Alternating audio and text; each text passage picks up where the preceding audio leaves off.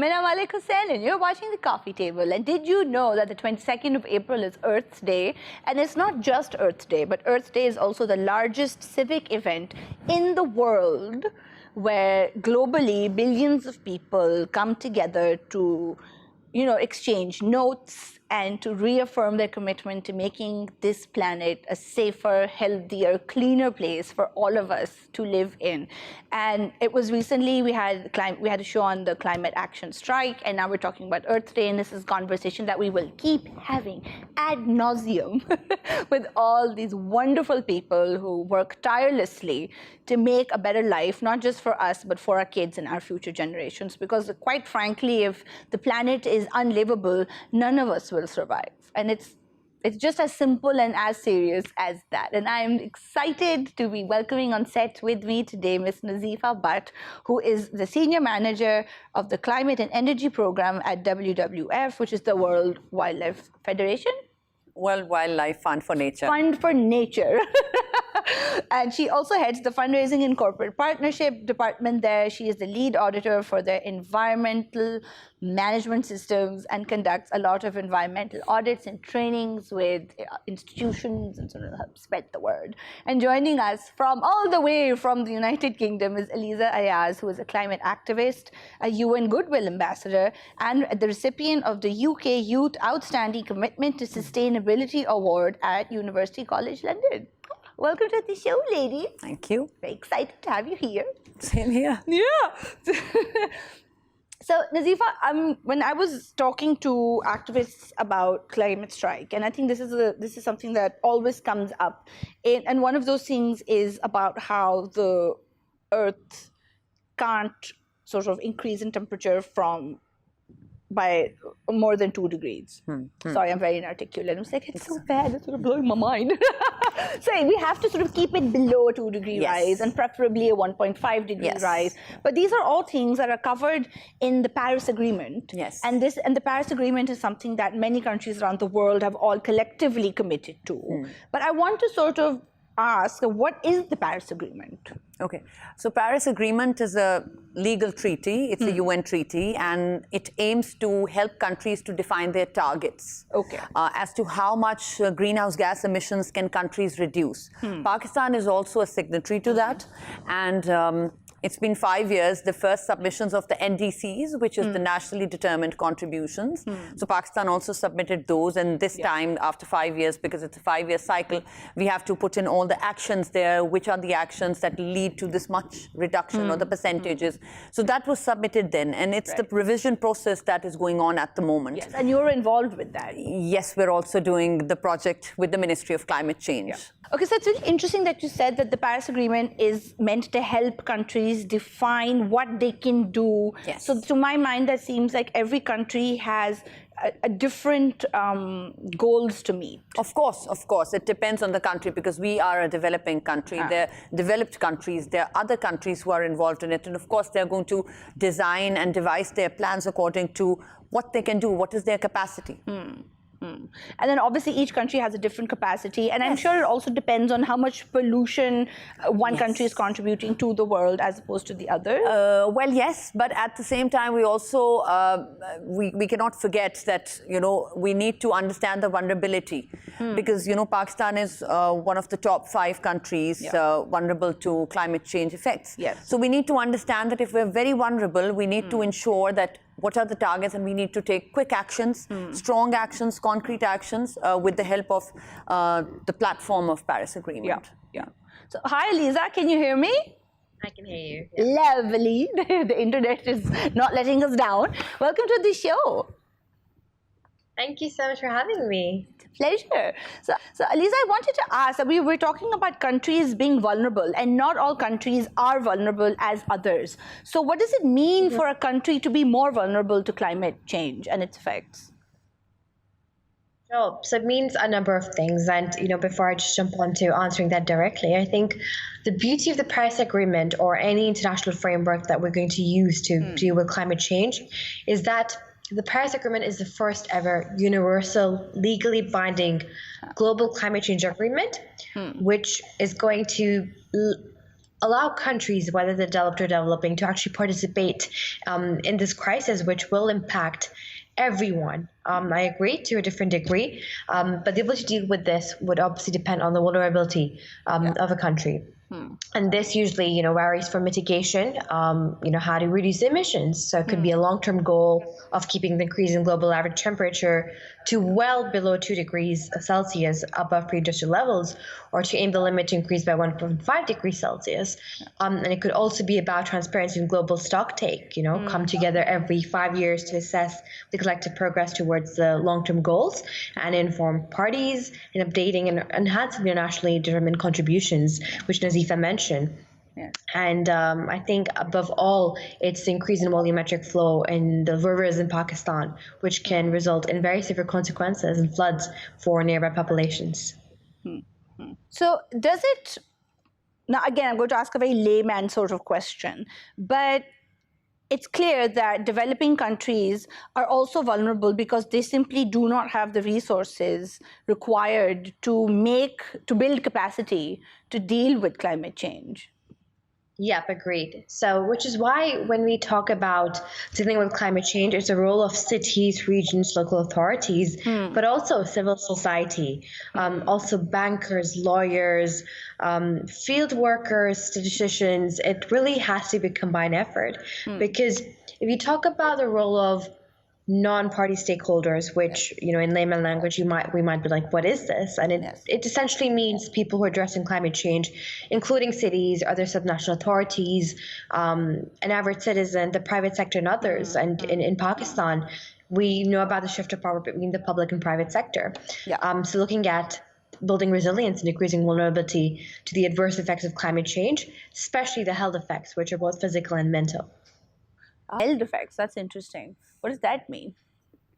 Okay, so there's so many. I think there was another interview that I was in, and they asked me a question that, what are the health effects of climate change, So we're all affected by climate change. Yes. Didn't you see that, about 1,100 people died in the last heat wave in Karachi? Yes. Isn't that a major health effect? It caused fatalities. And then the heat strokes that were, now, I was in Karachi a week and a half ago, and they said that there's a heat wave in Karachi. Usually Karachi isn't that warm, but it was 40, 42 degrees. Yeah. And that's it was incredibly hot. It was burning, and your skin is this like scorching heat, and Absolutely. you get the tans and all that. Yeah. So of course that is something that is going to take its toll, of course, definitely. So human health is at a great risk. And then of course when you talk about not only climate change but also the other issues like unclean water. Absolutely. Because that is something that is extremely disturbing. And when you see that about 16,000 kids under 5 die of diarrhea and waterborne diseases every year in Pakistan, that's a huge number. Yeah. So this is what we're feeding our children and the citizens. So how are we going to survive this? Because there's no hygiene as such. Absolutely. So it's environment and hygiene go hand in hand. Absolutely. And everything actually, it's so interconnected. Yes. No, absolutely. And I think that a lot of times when we think of, climate change, we only think about the air. Yeah. And we think about, air pollution, that's really bad, and smog and respiratory disease and all of that. But actually, everything is really... Of course. It's very interconnected and intertwined. And I want to come back to that in a minute. But back to the Paris Agreement. The fact that it is a legal document means that all of the things that countries commit to, they have to do. Yes. And they will be held accountable. Of course, because it's a 5-year cycle, and that's why they ask you to revise it as to what you were able to achieve or not. And if the target you set was not overambitious, sometimes because some countries have given overambitious targets and some have given really, really underambitious targets. So yes, of course, to revise that, to see what can be done, the doable actions need to be taken up first. So again, listen, out of curiosity, what happens if you don't meet your target? Well, then there's a revision process, of course. And then, of course, there's, the help and the technical help from the developed countries, which is there. Yeah. That is the reason why, this whole, all the countries are connected through this platform. Because there's a lot of learning for the developing countries. And when you talked about capacity building, I think this is something where the developed world is helping the developing countries. In order to build their capacities as to how to achieve them, what are the minimalistic targets that they can, start to work on. for startups. Sort of like realistic ones. Yes, yes. Like what would that look like for us, for example, in Pakistan? Like, I'll just give you an example because the last INDCs, the initial NDCs that Pakistan submitted, we set a target for 20% reduction. But in the last... in what? A reduction in greenhouse gas emissions. Okay. So all the gases emissions that contribute to climate change and global warming. So there were different sectors which contribute to global warming. Of course, these are industries, forestry, land use, development in various sectors like water shortages, forestry. So all of these, agriculture, energy. So these are important sectors that contribute to the greenhouse gas emissions. Now, there were various actions under each category. And of course, those were the actions that had to be fulfilled. And most of them have been, but of course, it's a very slow process, especially for the developing countries, because it's very difficult to understand the concept of what NDCs are, why are we doing this, how are we going to reduce it? And why should we do it? We're not the biggest emitters, This is true. This is something, hold that thought. We're not the biggest emitters. We're, I think, 134th. Yeah, we're very low, but we're also one of the most vulnerable. Yes, that's one of those sort of it becomes our responsibility. It is a horrible situation where you didn't cause the problem, but the problem is going to affect you the most. The most, So you have to do something about it, willy-nilly. Yeah, that's true. Yes, Aliza, you wanted to say something. Yeah, I think, while talking about all of this, I think a very good way to exemplify this, where I am based in the UK. In December 2020, the European Union, which the UK was a part of formerly, it submitted its updated and enhanced NDC, the target to reduce emissions by at least 55% by 2030 from 1990 levels. So it actually went back, looked at its carbon emissions since a decade ago, and it looked at information to facilitate, to clarify, look at transparency and understand what that NDC, the nationally determined contribution, would mean. So the EU and its member states, acting jointly, they were committed to finding target of a net domestic reduction of minimum 55% reduction in greenhouse gases by 2030 compared to 1930. And so what we're talking about here is that a country or a member state specifically takes independent action and independent promise. But in the end, 5 years down the line, the revision process that Nazifa's mentioned, all member states, and this is 190 countries that signed the Paris Agreement in 2015, they come together, they review the process to see the transparent actions that have been taken to mitigate these greenhouse gases. And if it's not enough, that pressure is built, dialogue is formed, system of accountability. So to answer your question about what happens if you don't achieve your targets, it is some pressure, but whether it's enough is another question. We're going to take a break here to ponder whether it is enough, and we'll be back in a flash. Stay with us.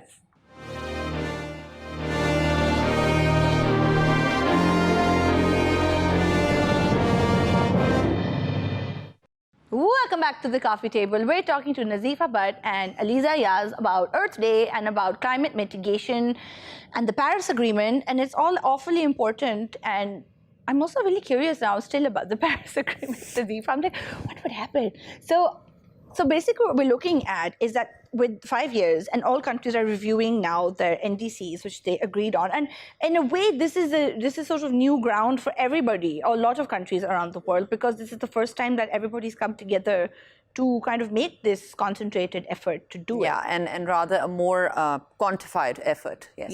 Yeah. So basically, to my mind, when we are looking at climate and we're looking at, like Aliza mentioned, mitigation, and these are all long-term strategies. So I'm sure, basically what I'm asking is that, are we looking at strategically a combination of short-term and long-term strategies that we sort of need to do in tandem to have a sort of effective approach to this? Yes, of course. You start with the low-hanging fruits. So there are short-term goals, there are long-term goals, and then there are medium-term goals. So of course, devising the policies first, capacity building side by side, and then, implementation part. Right. So where is a good place to start, for example? I think you start with your legislation. That's the first thing that you have to begin with. That also sounds like the hardest thing. Yeah, it is. It is. It's the longest time. So, Aliza, you mentioned mitigation, and that's sort of one aspect of dealing with climate change and and sort of conservation and things. So there's mitigation and there's adaptations. Could you tell me a little bit about both of those things? Sure, yeah. So it's very important to understand the difference between mitigation and adaptation, because these are the two main areas when people think about solving climate change. Yeah. As I mentioned previously, mitigation is trying to solve the problem even before it happens. And I think with the current modern day innovation and research in the scientific field, we know exactly what kind of disastrous events are expected as a result of climate change. We know the short, medium, and long-term effects of climate change in health and economy, in society. And so you're undertaking rapid reductions thereafter in accordance with the best available science, so as to achieve a balance between emissions and removals in the second half of the century. Yeah. And as a contribution of the objectives of the Paris Agreement, for example, countries have submitted the NDCs, and which are focusing on mitigation to a large extent. They've agreed on temperature objectives, but in the short term, what they're trying to do is compartmentalize different action plans. So 1A, B, C, D, as how and why there's a need for global emissions to peak as soon as possible, recognizing that this will take long for developing countries. Yes. Right.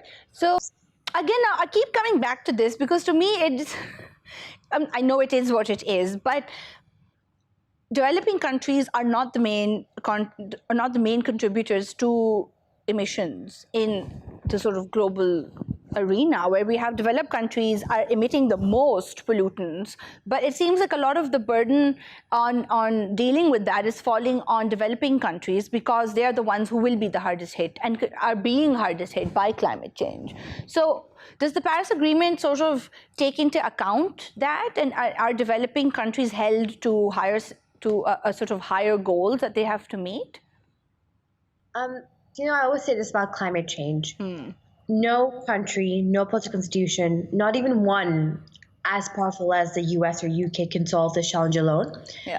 No political institution or country, no matter how small, can sit on the sidelines. And all of us have to solve it together. Yeah. In order to tackle climate change, achieving carbon neutrality is crucial in every country. It is very true that it seems very unfair in the long term, in the bigger picture, that Pakistan really hasn't done much to contribute to this crisis. And suddenly, with our current issues, whether it's in economy, society, or politics, now we suddenly have this big crisis to deal with, which clearly, we have the funds to deal with. We don't have the resources and the energy to focus on. Yeah. But the truth is, Mina, it's very important for us to step up and actually participate in that conversation, because it's so easy to get disengaged from any dialogue happening internationally about this crisis that will, because of reasons beyond our understanding, because of how God's decided or how Mother Nature works, it will affect Southeast Asia most, Pakistan, India, Bangladesh. And if we choose to just sit on the sidelines and say, oh, well, Pakistan didn't really contribute, so we're not going to do much in terms of NDCs, then it's, we're really creating problems for ourselves. The developed countries wouldn't care enough. They're happy with the progress they're making. It's not going to affect them. Yeah. So by stepping up, voicing concerns, attending these meetings, even if we don't come back with concrete actions, we are building that pressure and that accountability system that developed countries have resulted in 60% of the climate change that we're seeing now. And you need to help us, whether it's through funds or scientific knowledge or through different kinds of project management issues solved by the United Nations or the WWF, to send a powerful signal that Pakistan is firmly committed to a low-carbon future. And this, Mina, has the potential to unleash investment and innovation in clean energy at a scale which we've never seen before. Absolutely. And there's already so much wonderful work being done by organizations like Women in Energy, for example. Yes. And I really like that, Aliza, you brought up accountability, because that is also key. And I think that's why the Paris Agreement is so important, because everybody else is holding each other accountable. And it's just something that we just have to jump into together and sort of have at it. Yes. Nazifa, because with the WWF, you go all over the country and you conduct these trainings and you do these workshops and you are looking at, you're working with people on the ground, and climate literacy is a very important part of sort of tackling the problem also. So what are the challenges that you feel that you face in terms of climate literacy? I think because I'm connected with the private sector, the public sector, the academia. So there's one thing that is common, which is that sometimes environment is not the priority for anyone. You know, despite the fact they're talking about deforestation and solid waste and burning of waste and smog and all of these and plastics pollutions. But, you know, at the same time, they're like indifferent to the situation and the issues that are occurring just right around them. Why do you think that is? I think it's just sheer negligence. That's all. It's just ignorance.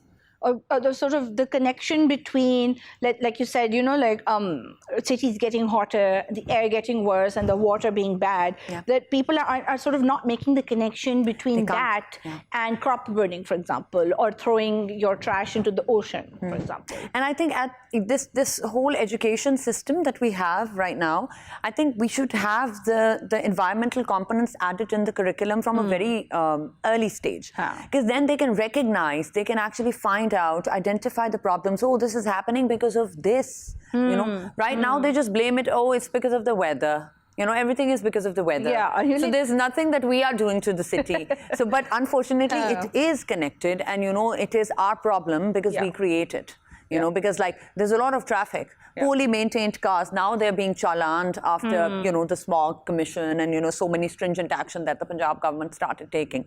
So, but you know, still, you know, there's much more to be done for it, and there needs to be like grassroots level, you know, engagement and awareness to be created for these all tiers, all tiers. And I think this is where the sort of and I'm thinking about activism now as well, and I'm thinking that unless we have education, and I don't necessarily mean that we sort of sit down and teach people things, but just a conversation, a dialogue where people are kind of able to connect the dots between these things that are happening. That's how we can mobilize people to actually do something about it as well. And I think, Aliza, that's where you come in, my climate activist.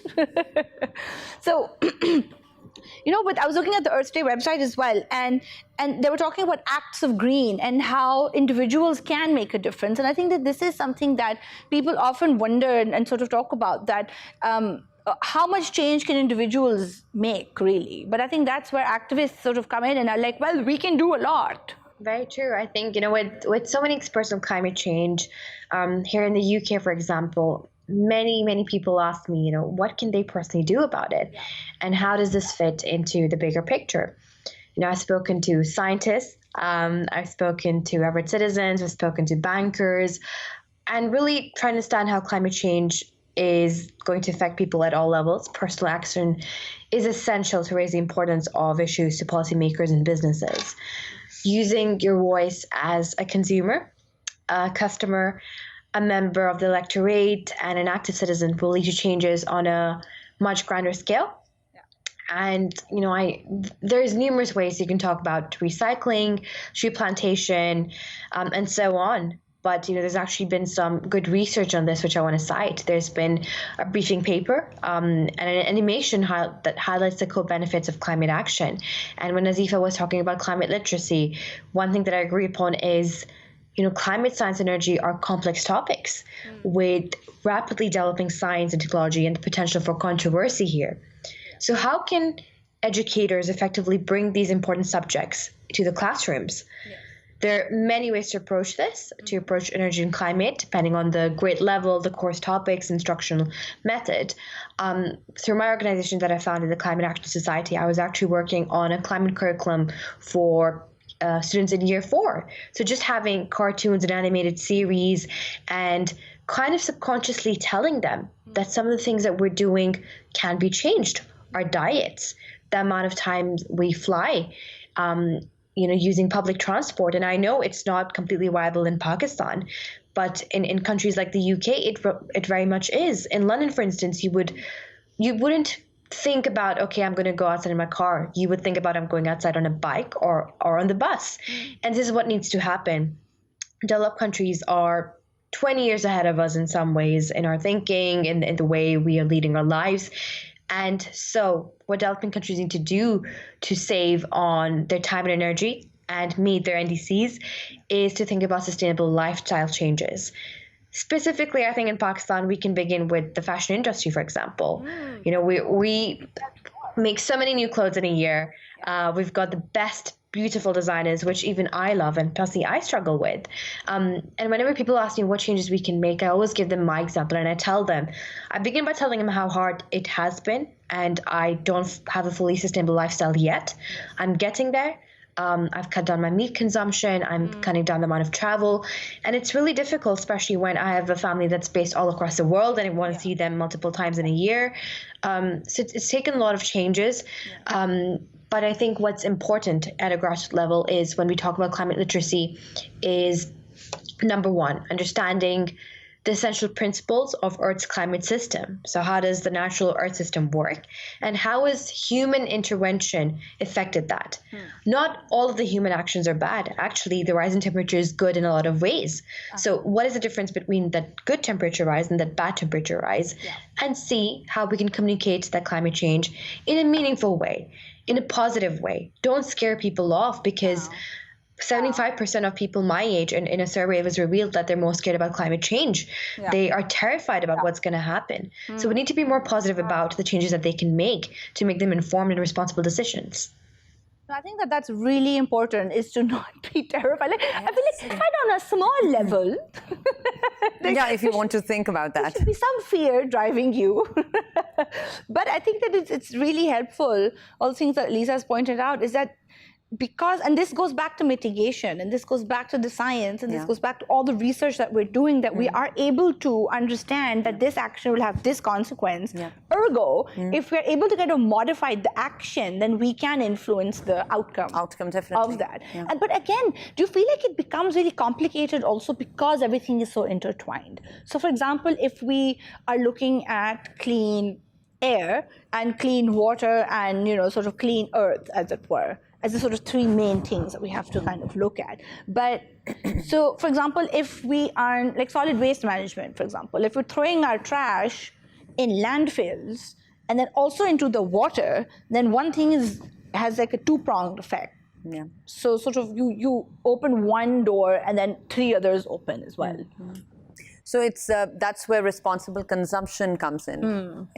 So it's not only the producer's responsibility; it's also the consumer's responsibility. So we are in one way or the other responsible for creating where we're living. So we create our own environments. And as Aliza rightly said, that in England things are pretty much different because they're way ahead of us. But I think it's a lot of sensitization that has happened there. So yahan par in this country the awareness level came really late, and they have inculcated the subject of environment at a very early age. They think about conserving things. They've got packs of 2 eggs, 2 apples, and we don't even think about it. We think, oh, that's so stingy. Oh, like 2 eggs. 2 eggs, just buying like 2 apples, and we're like, give me 2 kgs of apples. We're like, we have a wasteful consumption pattern. So I think lifestyle changes are something very important. That's what we, as WWF, have been advocating in the local private sector and internationally as well, that through various programs like Green Office Initiative, like other programs promoting solar energy through Solar Panda. So we're trying to help people to come towards and in terms with environment. You and the environment can live in harmony, and that is sustainable development. We're now thinking about creating low carbon cities, and how are we going to create that? I'm very, very excited about low carbon cities, but we're going to take a very quick break and leave everybody in suspense. Stay with us.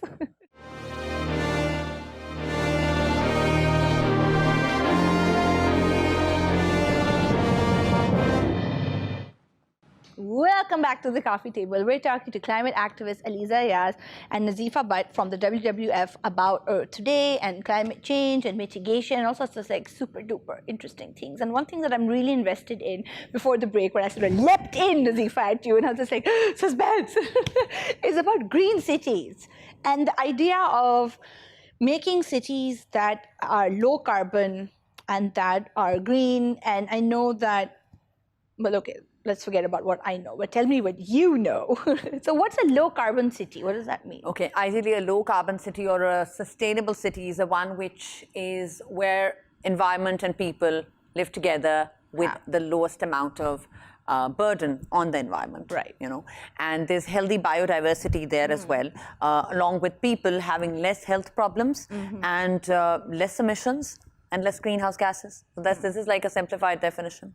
And of course, there's, when the idea of sustainable cities is talked of, people say, okay, so a city with no industries and with less traffic, that is a green city. Exactly. Why the factories will magically vanish. So that is not going to happen anywhere in the world. Of course, you need to adapt, and you need to, adopt technologies which are environmentally sustainable, and you put in those in place, in order to curb the emissions that you are releasing. So that is, making, efforts from the very beginning so that, there are lesser emissions from the very start.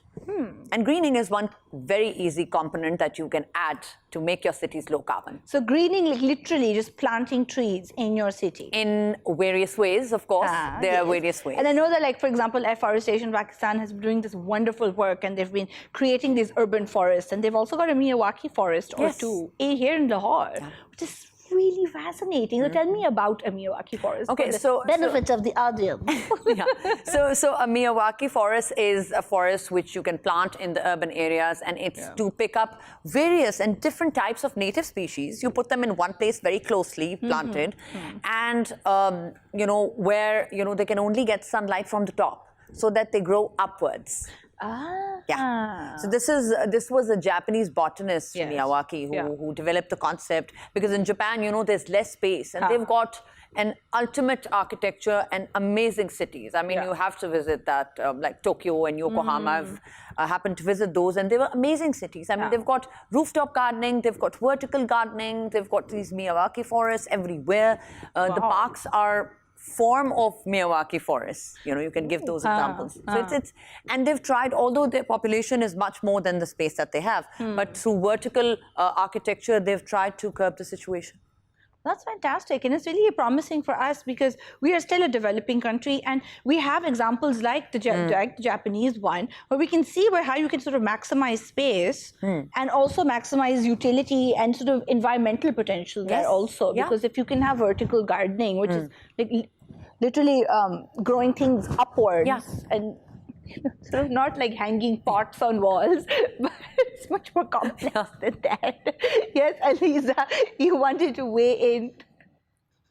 Yeah, sure. When it comes to thinking of sustainable cities or carbon neutral cities, the necessary priorities in achieving our environment goals is investment, innovation, infrastructure, institutions, and incentives. And I agreed that you can't just think about our factories vanishing. It's not just about engineering, but how we utilize nature and nature-based solutions to better mitigate climate change. And 100% tree planting is one of the best ways to actually cope with the effects of climate change. Researchers have estimated about 2/3 on Earth could actually support trees, but to what extent is there potential for these trees to save us from the effects of climate change at a rate that is enough given the pace of climate change? So I think undertaking this massive effort to promote forest regeneration or plant trees on non-croplands across the globe is a very good sign for all of us, and it could produce up to in terms of replacing carbon dioxide, about 100 gigatons, an amount equal to 10 years of man-made carbon emissions at current rates. Yet it would take these new forests about a century to capture the quantity of carbon. And so when we talk about, these innovations happening in Pakistan, these are basic parts of our lifestyle now, and we should really aim to incorporate them everywhere, especially in Karachi, which is a heavily industrialized city. Yeah, quite right. So when we talk about carbon reduction and sort of reducing carbon to zero, Aliza, what does that mean? Like, is it an actual, can you actually do that? And B, how can you do it? Yeah. Or so, carbon neutral? Yes. Carbon neutral is accounting and balancing the amount of excess carbon dioxide produced with unharmful gases.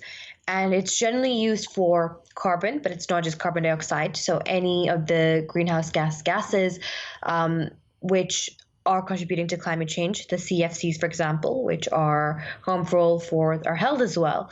I'm not going to name them. I'm not going to make them any more complicated. But in Pakistan, the two most common gases which are harmful for our health and for our climate are carbon dioxide and sulfur dioxide. So unlike other negative emission technologies, which are strategies to absorb carbon dioxide from the atmosphere, like directly capturing the carbon dioxide, instead, carbon neutrality is protecting forests and planting trees, providing many additional benefits to the environment and to society. So they protect biodiversity, and it is estimated, for example, that 80% of animal plant life on land is associated with forest ecosystems, so natural processes to balance out that carbon dioxide and oxygen balance, or that greenhouse gases and oxygen balance. And trees regulate the movement of water through ecosystems. The same applies for gas, reducing flooding and cooling the local climate. And forests also have that wild cultural benefits, and we know that access to green spaces is important for physical and mental health. And this carbon neutrality concept has been widened and applied to different industries. One of the most innovative examples nowadays is in urban redevelopment. So the way we're building buildings, what kind of energy are we using? Is it from renewables or fossil fuels? Is it isolated? Is it ventilated properly? And these all affect the amount of greenhouse gases that are being produced, and offsetting it in a very beautiful way without causing additional stress to anyone. And it's again, for a country like ours, where we already have so many challenges, we're putting out so many fires all at the same time. These kind of strategies sound like really effective and easy ones to implement. Exactly, they are. And as she mentioned that, these plantations, of course, they're carbon sinks. That's how I say it. That's one word that we are so used to saying it. That's why I'm saying it again and again. Because these are carbon sinks, and the more we have them, the more carbon are we going to, absorb. And it's how we're going to sequester it. And then she talked about renewable energy. Of course, right now in Pakistan, I was very happy to see that there's so many buildings in Pakistan that are now being made on the sustainable architectural guidelines, and they're LEED certified, and there are various environmental certifications where the procurement, where all the materials are also eco-friendly, they're on renewable, they discharge no water. So that's a zero waste water building. So I want to sort of interrupt you here, Nazifa, and I am aware also that having access to these kinds of responsible approaches to, let's say, building, for example, it also has to do with money, of course, and privilege, and having the privilege to access that and to be able to pay for it as well. So wouldn't it be helpful if we had a kind of a system of maybe like a policy or government subsidies for industries, for example, that wanted to build a clean factory? Definitely, there should be more of those institutions to sort of incentivize them to do this? Well, the government over the couple of years, in the past few years, they have now started giving subsidies, at least on the renewable energy, especially on the solar equipment and, importing it, installations, and, so that's flourishing. Now, even our residential areas, I'm sure if you go to like a lot of places in Defense or Model Town, you'll see a lot of houses, they've converted their, they've put in solar energy. Why? Because it's convenient, and, we get sun 24 hours a day, 12 months. So, and it's very hot. Even in winters, we get a lot of sun. So, minus the smog month. Well, but I think that's a really good example of how, in a way, climate literacy has resulted in actual change, where people have been sort of convinced of how sort of the benefits of using solar energy. And if your UPS can run on a solar battery, then why not? Why not? You can do it. And I think over the passage of time, in the past 4 or 5 years, I've seen that there's a growing trend of various groups. There have been a lot of academia-raised communities, and some CBOs and NGOs which are working, like youth groups, which are working specifically for creating awareness, raising awareness amongst the youth, amongst the policymakers, amongst the private sector for environment. And that's why people get to know facts like, 30% of tree plantation is going to help you curb the carbon emission in a city. Yeah. These are big numbers. Yeah, and if we try to, adopt to even one thing, which is just simple plantation, that's going to make a huge difference. Yeah. Even in the temperature, you'll see temperature decrease in the, city's temperature once you start planting trees, and you see that there's growing, because of course one mature tree absorbs around like 40 pounds of carbon. Wow. That is a lot. Wow. And does it have to be a full-grown tree, or just even like a half? It's about 10 years. Yeah. That's again, 10 years, that's also a real commitment. Yeah. And then when people cut down the trees which are like 100 years old. Oh, don't even get me started on that. Like, this show has inadvertently turned into like I love trees, but it can't say it enough. Not kind, but at least, you should be like, you should have some civic sense. It's for not only aesthetic purposes, there was biodiversity. Civic sense. Yeah, it's giving out oxygen. Hit the heart of it. Yeah. Yes, Aliza? Yeah, I think amongst all of this, one thing I really hope that we as a nation, especially the government, doesn't forget is the value of lessons learned from the COVID-19 pandemic. It's very much possible that in view of this major health crisis, we might lose sight of the environmental crisis, which is also going to affect our health, if not in 2 years, and definitely in 5 years in Pakistan. And so I always tell people, no, COVID-19 is not the only issue. So is climate change. It is still just as important. So, for example, looking at why some countries expanded with swift action and some much slower, and the resulting consequences, we need to reiterate the fact that the pandemic has exposed inequalities in society with very significant negative impacts on Asian communities and Black communities here in particular. We need to expand our understanding of why this is and develop policies to address these disparities. I think such lessons are indeed relevant, and they are translatable to policymaking and climate change. We must ensure a very just and equitable transition to a green economy. So when we're thinking about changes in terms of how we're building our buildings, renewables, or having Milwaukee forests, it shouldn't just be in Lahore and Karachi. It should be everywhere across the country, especially in the villages which are experiencing the heat waves where people are dying. Yeah. No, absolutely agree more. And it's also important to not simplify the issue to just tree planting either, and say that, we're going to plant a bunch of trees, pat yourself on the back, and then forget about policy, forget about, solid waste, forget about plastics, the ocean.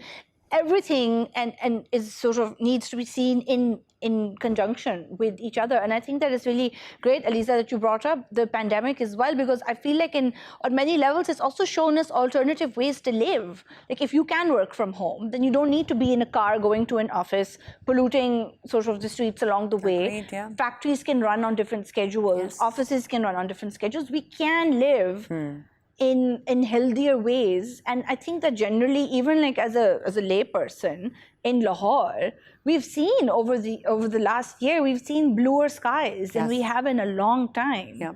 And again, I'm sure this is just simplistic to say, but I feel like it's an indicator that things are possible. Of course. So thank you so much, Nazifa, and thank you so much, Aliza, for taking out the time and having this wonderful conversation with me. If you guys are watching this, thanks for watching. Please remember that individuals can make a difference, and as intelligent consumers, as informed citizens, people with a stronger sense of being not just a citizen of your country, but of this globe, and we're all in this together, and it's a global issue that we can only address if we stick together. Thank you guys for watching. Again, if you're watching this on YouTube, don't forget to like and subscribe, and we will see you next time on the coffee table. Bye now.